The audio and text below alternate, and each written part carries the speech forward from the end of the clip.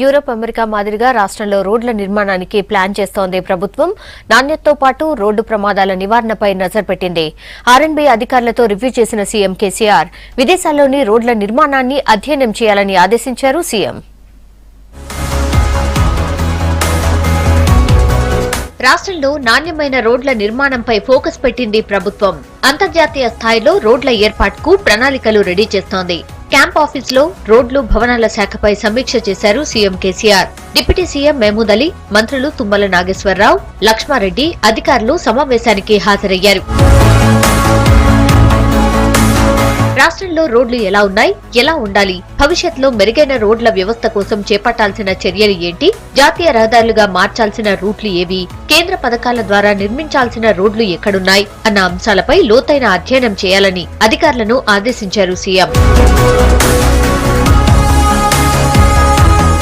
భవిష్యత్కు ఉపయోగపడేలా vision document ready చేయాలన్నారు.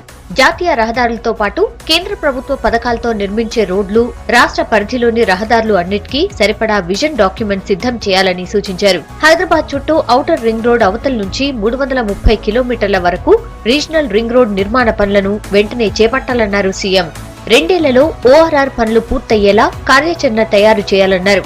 అవసరమైతే పనిని ఎక్కువ ప్యాకేజీలుగా విభజించి తక్కువ సమయంలో జీపీఆర్లు రెడీ చేయాలన్నారు. త్వరగా భూసేకరణ జరిపి నిర్మాణం ప్రారంభించాలన్నారు. రోడ్ల నిర్మాణంలో నాణ్యతకు ఎక్కువ ప్రాధాన్యత ఇవ్వాలన్నారు సీఎం. వర్షం వస్తే రోడ్లు పాడయ్యే ప్రాంతాలను గుర్తించి అక్కడ ప్రత్యేక చర్యలు తీసుకోవాలని చెప్పారు.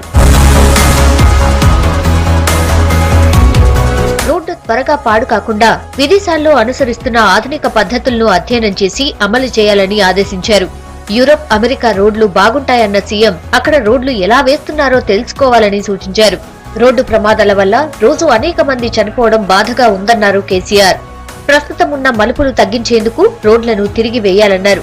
జాతీయ, రాష్ట్ర రహదారులు పట్టణాలు, పెద్ద గ్రామాల నుంచి వెళ్లకుండా బైపాస్లు నిర్మించాలని సూచించారు. ట్రాఫిక్ రద్దీ ఎక్కువగా ఉన్న ప్రాంతాల్లో ప్రత్యామ్నాయ మార్గాలు అన్వేషించాలన్నారు సీఎం.